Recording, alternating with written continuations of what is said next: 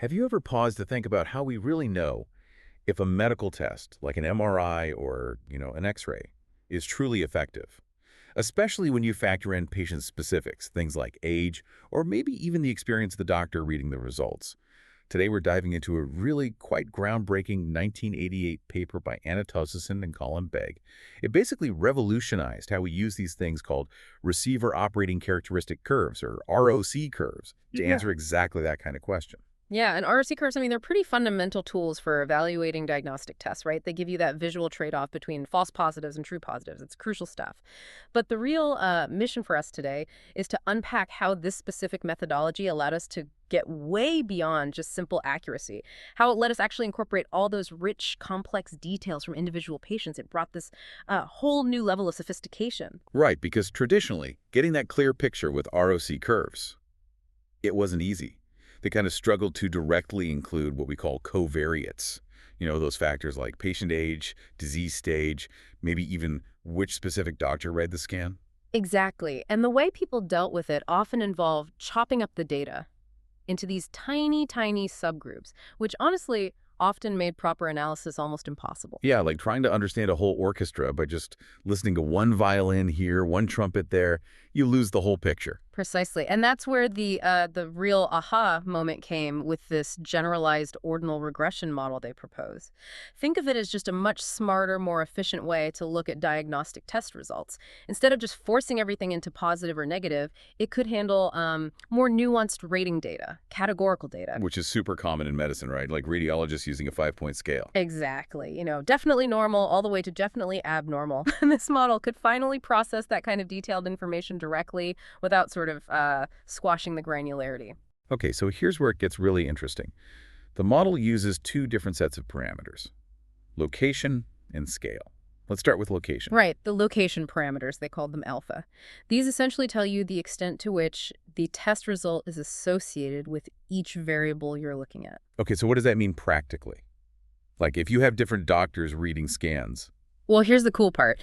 If only the location parameter changes for a covariate, say, different reviewers, it suggests they might just be using different internal thresholds for making a call. One might be a bit more conservative, another more likely to flag something. But crucially, the actual diagnostic accuracy of the test itself, the underlying ROC curve. Stays the same. Yeah. Exactly. It was this brilliant way to help separate out, say, interpreter bias from the test's inherent performance.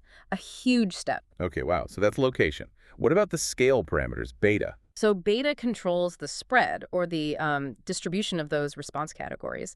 And this is vital because real-world data, especially in radiology, often shows that the spread of results for people with the disease is different from those without it. It's not always symmetrical. Ah, so it lets the curve reflect that sort of natural asymmetry. It doesn't force it into a neat, maybe unrealistic shape. Precisely. It moves beyond simpler assumptions like the binormal model. And here's the critical point.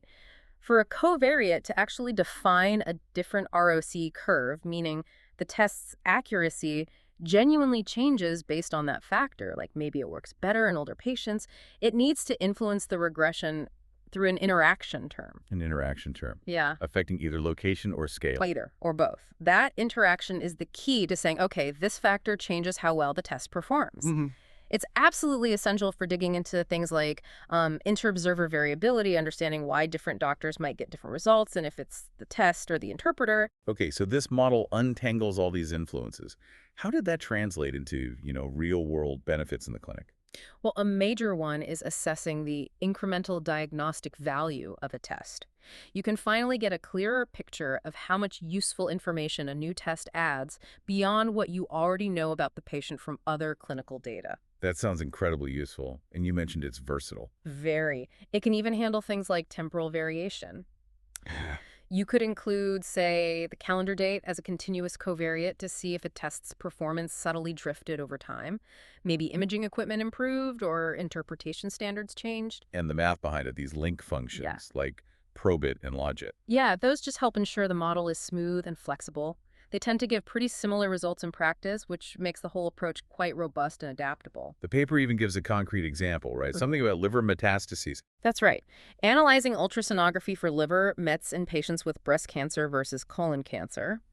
The model showed how the test's performance, the ROC curve shape, could actually be different depending on where the primary tumor was. It could capture that nuance. So wrapping up this method, even though it's from '88. It fundamentally changed the game. It pushed diagnostic test assessment way beyond those overly simple assumptions. It gave us the tools to capture the complex reality of medical data, accounting for all these variables we couldn't properly handle before. We get a much truer picture of test value. Yeah, it's a fantastic example of how these, seemingly abstract statistical models can have really profound real-world consequences. They change how we understand the accuracy of the tools we rely on. Makes you wonder, doesn't it? What other everyday assessments, maybe even outside of medicine, could really benefit from that kind of deep dive into their underlying statistics? Something to think about.